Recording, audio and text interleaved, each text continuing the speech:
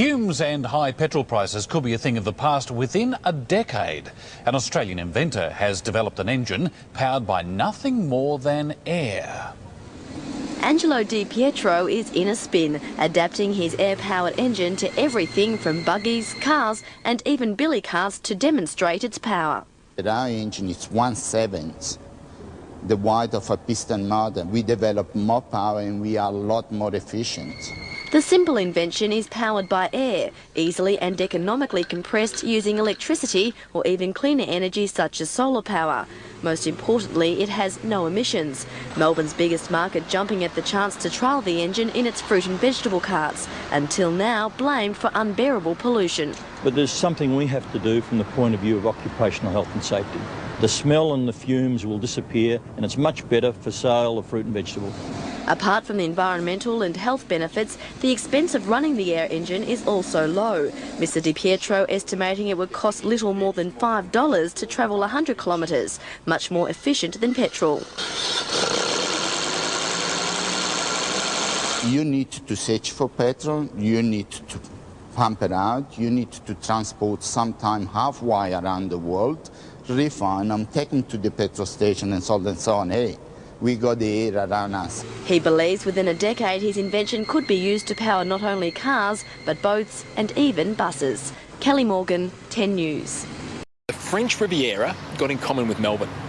They both host Grand Prix, of course, but they also both have companies developing a new kind of engine that runs on pure air. Now, power tools, of course, have run on air power for decades, but no one's been able to turn that technology to cars. Well, there's a French company here in Nice that's done it. Maybe the air car revolution is about to happen. The cost of feeding the average family's car with fuel is about $60 per week and rising. For a hybrid, the average is about half that. But imagine this, a whole week of driving for only a few dollars. Welcome to the place that could make it all happen. This is the factory of MDI, Motor Development International. It's run by inventor Guy Negro. 15 years ago, this French engineer was designing state-of-the-art Formula One engines. Today, he's leading the race to design the world's first commercial air-driven car. His factory is experimenting with vans, taxis and people movers that could one day go non-stop for an incredible 4,500 kilometres on just one tank of fuel. Guy Negro's been working on this air car for 10 years. These are just some of the prototypes. And when I say air, it runs on compressed air, of course. The compressed air pushes the pistons in the engine up and down rather than tiny explosions of petrol, like in a conventional engine. But doing that with air is a real challenge. But the reward is you end up with a car whose only emission from the exhaust pipe is clean, breathable air. Of course, the real ingenuity is under here, the engine. Now, it's a 4-cylinder piston engine, just like a regular car, but there are significant differences. For a start, that engine weighs less than half of a regular engine. That's because a lot of the components are made of aluminium. Now, the reason they can do that is because there's no combustion. This is driven by air pressure. In fact, you can hold your hand on that engine when it's running and it would just feel warm. So it's well below the melting temperature of aluminium, which means that something like 80% of this engine is made from that lightweight material. So instead of those tiny hot explosions of petrol and oxygen pushing the pistons up and down, like in a normal internal combustion engine, the air engine has compressed air doing the job instead. This is what the air car looks like underneath the seats. There are 3 compressed air cylinders, cutaway models of them here. Now, the pressure in these things is 300 bar. That's 150 times the pressure you'd pump your car tyres to. So, very high pressure environment. And that's why they're made of carbon fibre. If they made these of metal, if you had a car accident, they could explode and send shrapnel everywhere. Whereas the carbon fibre just splits. Now, the chassis itself is made of aluminium. The key to an air car is to keep everything lightweight, so you get the best possible mileage. Okay, let's give it a go. Clutch out. Hey, it's working. Change up again. Push button gears for now, but the final version will be automatic. Now, keep in mind this is just a prototype, so it feels and drives pretty much like a normal car. Now, when they finally go to market with these cars, they say they'll have a top speed of about 110 kilometres an hour, and you should get about 200 kilometres out of the tanks in the back before you have to refill, which, given it's for city driving, it's pretty good, I'd say.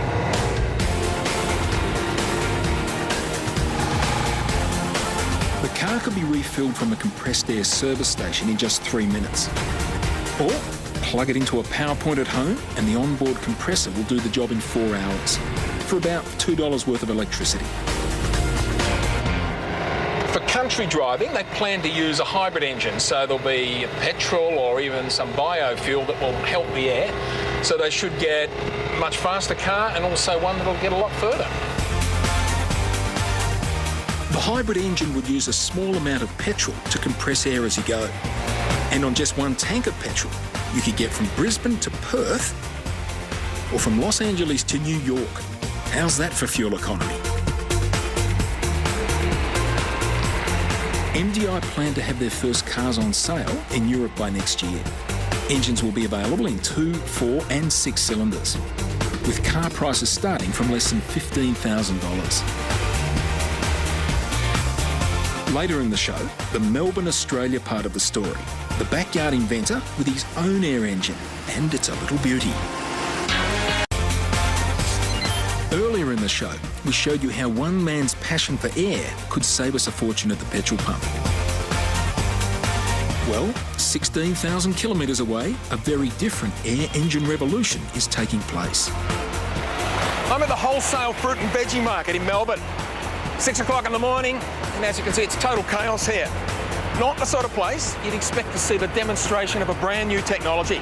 Yet, that's exactly what we're about to witness. The markets are noisy and pretty polluted, thanks to all those petrol and gas-powered trolleys and forklifts. Engineer and inventor Angelo Di Pietro is hoping to put a stop to all that, using his own air engine-powered trolley. The remarkable thing about Angelo's engine is its size. This is the petrol engine that came out of that car, and he replaced it with this. It weighs just 13 kilograms. And the reason that's possible is its ingenious design. Instead of pushing pistons up and down like in a conventional petrol engine and in the French air motor, here, compressed air moves a single rotary piston around to power the central drive shaft. The beauty of the design is that the engine parts hardly touch. A layer of air cushions the rotation of the piston, so there's very little loss of energy to friction, and so very little loss of power. In a normal car, much of the engine power output can be lost running the engine itself and things like the gearbox. Angelo's rotary engine will be much more efficient. There's no gearbox, few parts to move, and the engine itself is incredibly light, so much of the power goes straight to the wheels. Its size to power ratio is incredibly good. There's not many car engines that you can hold in your hands. And Angelo has plans for a new engine weighing just 6 kilos, less than half the weight of this one. For 30 years, Angelo has dreamt of creating the perfect air engine. And he's got home video evidence that his rotary air motor has got many more applications than just the veggie markets. It works on water, in cars, and is powerful enough to pull heavy loads. Angelo is still refining his engine. When the trolley is ready for the markets, there'll be no more dangerous fumes and it'll be simple to refill. To fill up, of course, you don't need petrol, just a bit of compressed air. Takes about 2 or 3 minutes to fill up, and for that you get about 2 hours of driving. The trolley's already got the thumbs up down at the markets. So you reckon this is the future? It's gotta be, mate. This is the invention that is gonna help the environment.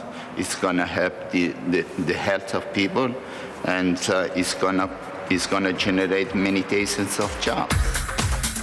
So on different sides of the world, in different ways, 2 men are doing what was once thought impossible and changing the way we could all live beyond tomorrow. Everyone looking to save some money on gas. And so when we heard of the car that runs on air, we just had to send our correspondent to check it out. ABC's Nick Schifrin tonight, running on empty. It may seem hard to believe, but this rust bucket could be the car of the future.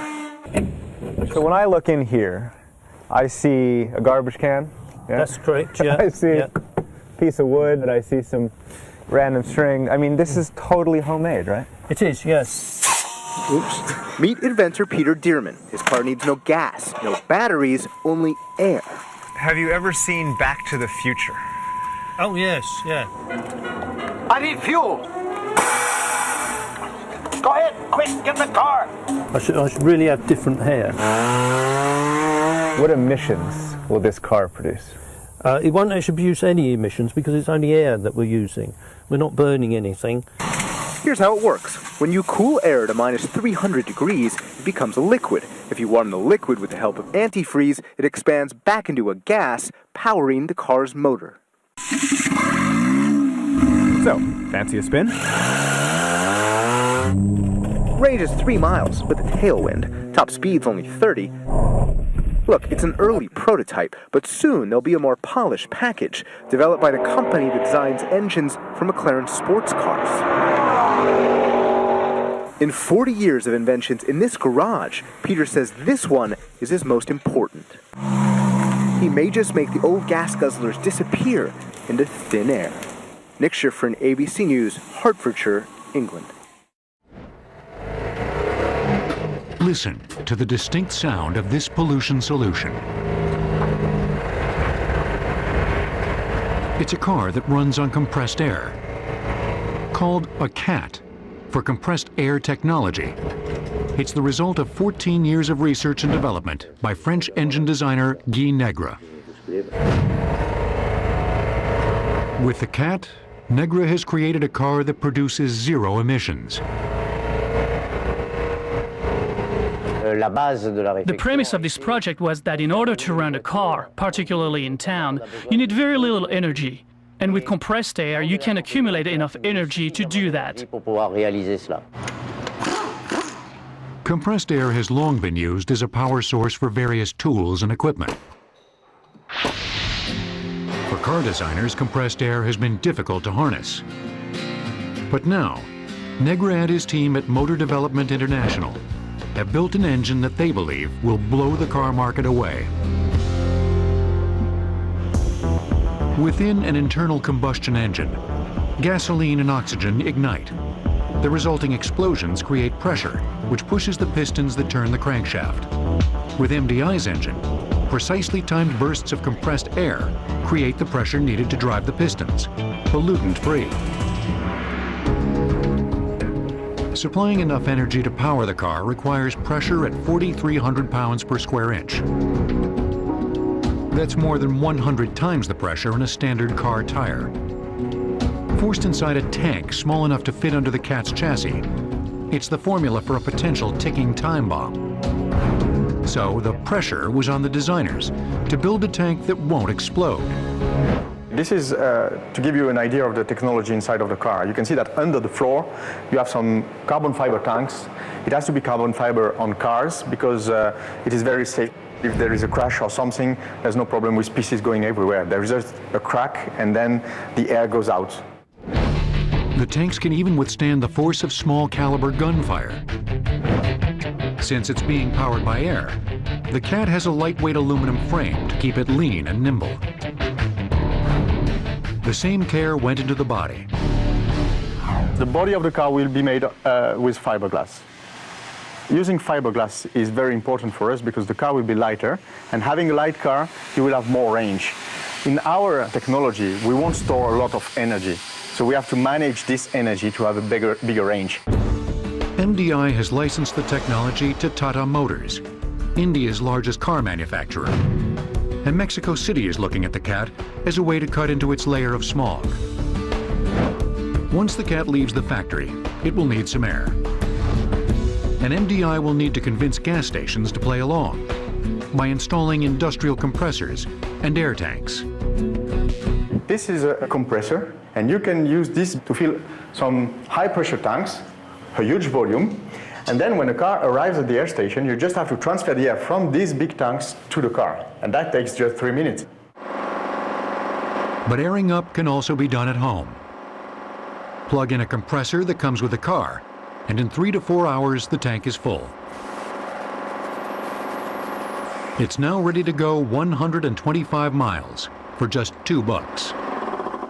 If the air is generated with a renewable source, the car becomes a true green machine. This is the motor alternator to fill the car when you plug the car on an electric plug to fill the tanks. Put it all together, and the city version, or Minicat, will hit a top speed of 70 miles per hour. If you want a Tiger in your tank, MDI has developed a gasoline dual energy version. When the air is depleted, gasoline drives the engine while an onboard compressor refills the air tank.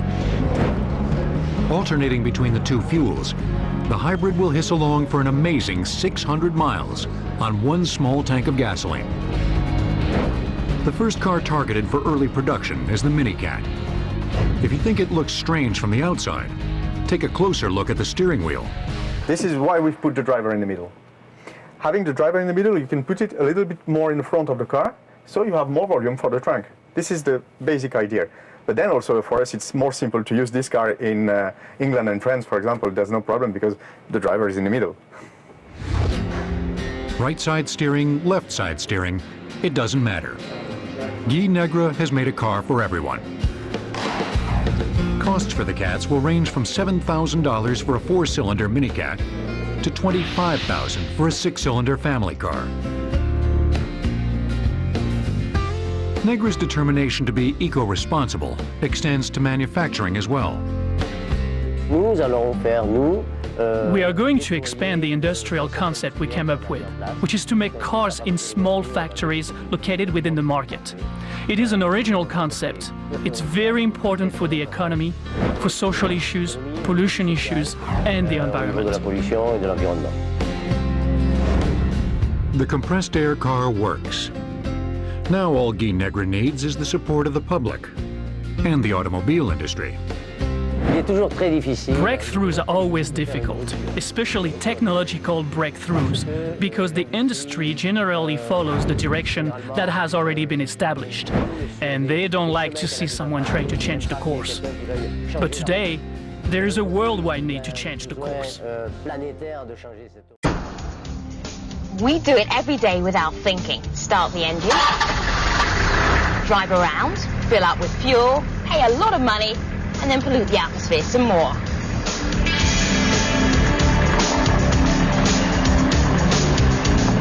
But it doesn't have to be that way. Many alternative sources of fuel are being developed.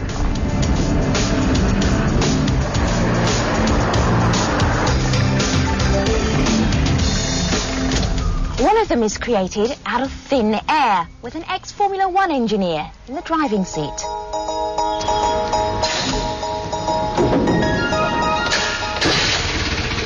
It sounds like an ordinary car, but it's not.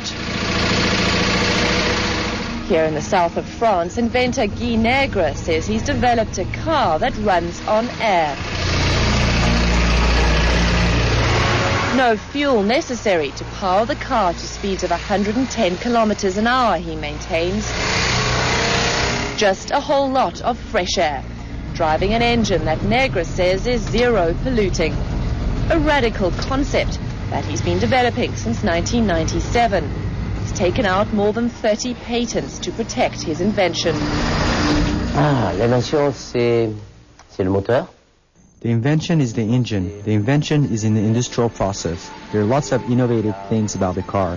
For example, the framework and the chassis, also the concept of the car is innovative. This technology is based on a rotation system and is exploited by cars which use natural gas. It is used even by people who work with combustion fuel. Hydrogen under pressure systems are based on this type of technology. So too the ignition systems of racing cars. Both Guy Negre and his son Cyril have worked with Formula One engines. Now they've developed their own version, what they say is a clean green driving machine. This kind of engine has been developed step by step, and we arrive at this system which globally is very simple because it's quite like a spring. You compress air in the tank and you expand this air on a piston. You push this piston, you drive the crankshaft, and then you go until the wheel. It looks like a toy car, but yes, it's real. Yes, it's real. The technology is like a toy car because the body is in fiberglass, the chassis in aluminium. Even if it seems to be toy, it's really a car, and it's a good technology for this kind of cars.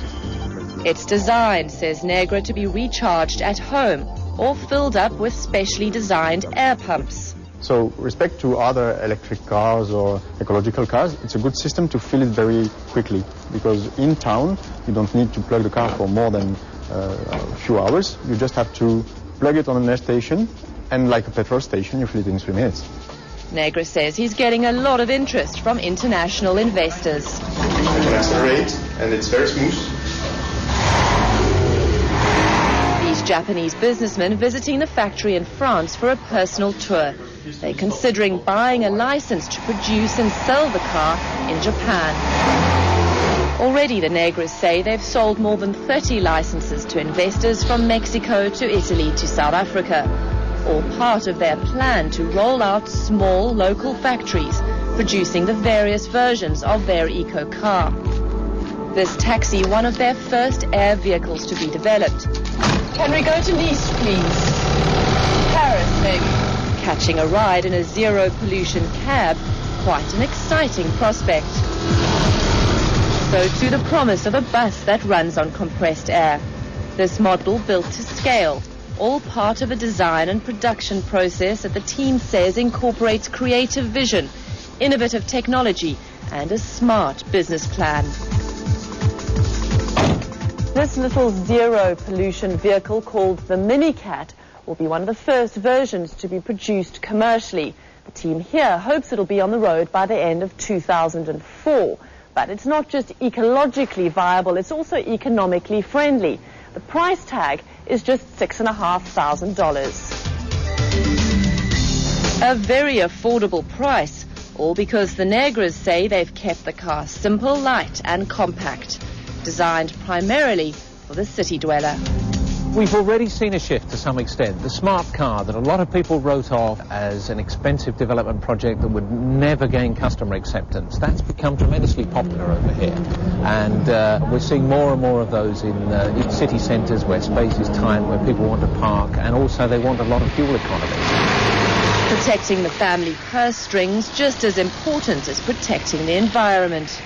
Il n'est pas pensable de fabriquer une voiture écologique. It is unthinkable to create an ecological car that is not also economical because people are not usually prepared to spend money to be environmentally friendly. The environment is paying a high price for our reliance on petrol-powered automobiles. It's generally agreed by scientists that gas emissions contribute towards global warming and a host of other environmental evils. I think everybody knows that it is necessary to create environmentally friendly cars. But is his vision just too good to be true, and is it safe? Some motoring experts are still skeptical about the concept. The thing is that with the air-powered car is that they must have solved quite a few technical problems that have nagged other developers. One of those is trying to compress enough air into a tank that is not dangerous and you can carry around and won't rupture in an accident, that will give you good extended range, good mileage and good economy. Questions that'll only rarely be answered when the car can be vetted by independent engineers and goes through crash tests. The first models are due to be rolled out by the end of the year. That's when Guy Negra's dream of putting a non-polluting car on our roads will be put to the test. Until then, though, they need to be careful about who they let drive their prototype. Oof. Robin Kernow for Global Challenges in France. Oh, they should have let me drive. We've got to go right now, but email us at global.challenges@cnn.com. We have people like Stan Meyer. And you've heard this, people think, is it an urban myth or not, that Mr. Meyer had a car running on water that had one of these electrolyzers that would take water dissociated into hydrogen and oxygen and run it in real time without a fuel cell, without storing it. Yes, he did. Unfortunately, he falsified all his patents, which vitiated their legal viability because he didn't want anyone to know his little secret. And then he died mysteriously after he was meeting with some people from NATO. Ran out of a Cracker Barrel in somewhere, I think, in Tennessee, and collapsed in the parking lot saying, "I've been poisoned, I've been poisoned, I've been poisoned." Now, my team has met with his twin brother who actually did the circuits for him in the 80s and 90s. And this is a very doable, reproducible experiment if we had a laboratory, which is what we've been calling for the funding to do. But what Stan Meyer did, and this is something I'm going to go into, what have been the mistakes? How can we learn from the mistakes I've made in the last 15 years, but the mistakes others have made in the last 24. So if I were to drop dead tonight, one of the reasons I'm making this film is I'd like for people to know, have the benefit of what I've gone through and what I've learned, because it is not obvious. It is very counterintuitive. Like most inventors, and I've never had this mindset, Stan Meyer felt that, well, he can monetize this by keeping it, the little secret formula, putting a patent into the patent office, but not putting all the detail in so no one else could really reproduce it. But of course, if you can't reproduce the technology from the patent is useless, as you know, and you can talk to any patent attorney. That's the whole point of a patent, is to protect it. Otherwise, you keep it a trade secret, like the secret ingredients of Coca-Cola. And what happened is that he died before he could really find a way to move it out, because about the time his little invention became known, where even wastewater could be used to run your house or car through a generator just burning hydrogen and oxygen gas, which has zero pollution because you have water vapor as the tailpipe, which you can actually put back into the system and keep using it, the water. You're just pulling out the energy equivalent of the bonds, the atomic bonds, and the way that you're breaking them at very low power is what I'm going to keep referring to as this magic sweet spot. High voltage and very specific resonant frequencies depending on the substrate. By substrate, I mean water, crystalline material, air, magnetic coils. You can think of those as substrates, but the principle is what you need to understand. It's very high voltage, specific resonance, and we're not talking 110 or 220, thousands or millions of volts at very, very specific cycles per second, resonances, depending on the material. That opens what's called a Poynting vector into the zero-point energy field and bound. Then you're going to hit that sweet spot. You're going to go, quote, over unity, meaning you're getting more power out than in. But unfortunately, Stan Meyer, while he had an authentic system, and he had really, people say, how did he come across this? An accidental empirical observation, which is really the sort of the springboard of many sciences, an accidental observation by someone who's astute. And he worked at a radar plant, and he observed that under certain frequencies and voltages, water just went. It was quite an accidental observation. He went, wow, because H2O, 2 hydrogen and 1 oxygen, you can burn it. And when you burn it, there's no pollution. All you have is water vapor from the result of burning it. So he went, wow. So he started experimenting, and his twin brother Steve helped him eventually develop the circuits. Now, because he wanted to keep this secret, and he did not disperse in an open source way that technical information, everyone who's tried to reproduce it hasn't been able to, because they haven't, A, understood the concepts very well, and then even if they have been approached eventually and threatened. And we're going to talk about the suppression and the threats that go with this kind of technology, which is real. And when he was developing this, he eventually discovered that he could use a material that was a magnetically charged sort of liquid in a toroid. A toroid is a donut, like it looks like okay. And this was an electromagnetic generator. It didn't burn any so-called Brown's gas or water turning it into hydrogen and oxygen. And this object was the big secret of his portfolio that we were trying to acquire a few years ago, 5 or 6 years ago, those of you who followed our work. The heirs of the Stan Meyer collection wanted to sell it. And we had a few $100,000, but we didn't have millions. So we lost. And it went to a corporation that's in Michigan, which is all we need to talk about, that has been working on it since. And they are making the identical mistake that Stan Meyer made. They're doing it secretively.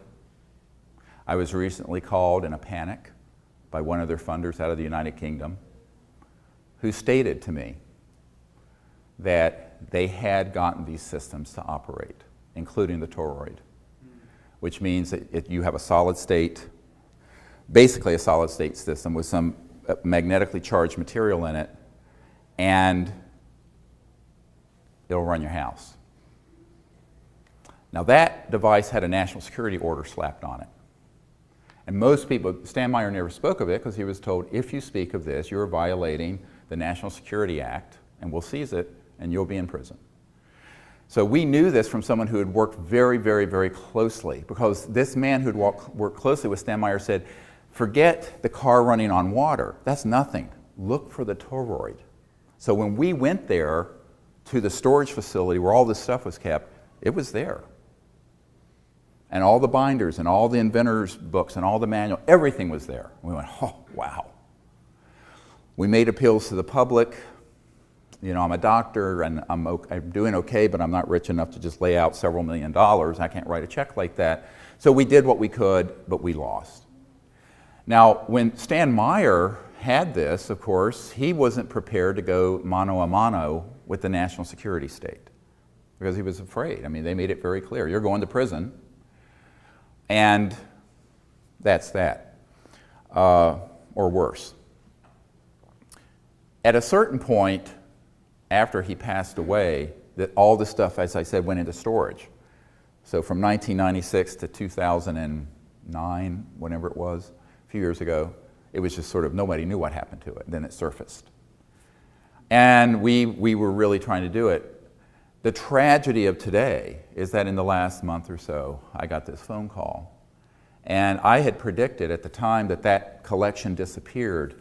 I said, if it's going to be handled the way these people are stating they're going to handle it, which is to do it secretively, trying to corporatize, monetize, and privatize this technology, first of all, it's going to take them several years to get it operational because these were traditional engineers who didn't understand the physics. So you've got to get the right physicists and engineers on your team. And folks like myself who've seen these things in labs. We'll talk about this. I've been to classified labs where I've seen them operating. The second thing is that you have got to do it, cameras rolling, streamed on Ustream. Sounds crazy, doesn't it? Would Silicon Valley ever buy into this, or Microsoft or Google or Apple? No, because everything's about patents and secrecy and getting over on your competitor. But if you play that secrecy game, guess who's going to be watching everything you're doing in real time, keystroke by keystroke on every computer in your lab? The National Security Agency and the National Security State. The instant you hit the eureka moment, they're coming in with an NSO, a National Security Order, and you're shut down. That's what happens. And unfortunately, that is what has now happened to this group out of Michigan, where they are being threatened and they are trying to relocate their entire lab to a friendly country. So I talked to this man out of the United Kingdom, I won't say what his name is, who's been helping fund it, I mean millions of dollars. And I said, look, there are no friendly countries. You put this in the Amazon jungle, there's a E-Systems Raytheon facility there with security people who will come in. Where are you going to go on this planet that's beyond the reach of the, what I call transnational superstate of security? Because it is transnational. So there's this naivete, and I'm speaking now to all you inventors out there and all you people who live in the world of inventions and patents and secrecy. There's no place you can hide, and there's no place you can run. Believe me. Please believe me when I tell you this. And therefore, you must do it openly with the whole world watching. Good phrase from the 60s, the whole world's watching. Now, 10 years ago, you couldn't have done that. There wasn't Ustream and Yahoo and whatever, YouTube and all this stuff. Now there is. So, not the bathrooms of the lab, but all the workstations of the lab, real-time streamed on the internet. And invite people to see it. Someone comes in with a national security order, you caught them red-handed. And then I'm on every network I can get on, and I've been on almost every network in the world saying, the technologies that would save the environment, get us off oil, are being ruthlessly suppressed by a rogue group of people who are not being supervised by the President and the Congress, and without the consent of the people. This is an illegal act, and we need people to help us. It's where we do it open source, multiple points of collaboration, and you take something that is a level 1 free energy system and move it to a level 500 in 12 months by open source and collaboration. That could happen, but someone has to be willing to understand why this strategy exists. It isn't that I'm trying to rob anyone of their hard work. It's because I'm trying to save their life. And I'll give you an example. The Orion project, which is an energy division of my operation, you can see on our website, we were bidding with a group, we didn't know who they were, to get the Meyer, the water-fueled car. But that wasn't what we really were after. In that collection was a toroid, a donut-shaped electromagnetic system that had a national security order on it from the 80s. And it was in the collection, and we were given a heads up about it by someone who had worked with Meyer. So my group only had a few $100,000. A group out of Michigan came in with several million and outbid us. And I said at the time, if they do this secretively in a proprietary way, they are in mortal danger. I've just had it confirmed in March that they've all been assassinated. So, yes. And so the problem with the engineers and physicists and inventors is that they may be brilliant in that area, but they don't know what the strategy has to be here. That's what I want to do. My wife has to hook up the computers and TV. I don't do that. Very fierce and rather nasty things done to people who try to bring them out, up to and including killing them if necessary. I mean, it's suspected that Stan Meyer, who had a car that ran on water using a type of electrolysis, was killed. In fact, right before he collapsed, he says, "I've been poisoned," and collapsed. It's a major breakthrough that will no doubt make motorists happy. And as Ralph Robinson explains, the Pentagon is also showing lots of interest in this project. He has developed what's called a water fuel cell. It has taken the place of his old gas tank. The water fuel cell breaks down water molecules into oxygen and hydrogen. The hydrogen is used to run his dune buggy. I don't care if you use rainwater, well water, city water, ocean water. If you don't have any fresh water, go ahead and use snow. If you don't have any snow available to you, they use salt water because there's no adverse effect to the fuel cell. The Pentagon flew a lieutenant colonel in last week to look at Meyer's invention. There's talk of possibly using it in the Star Wars defense program and to run army tanks.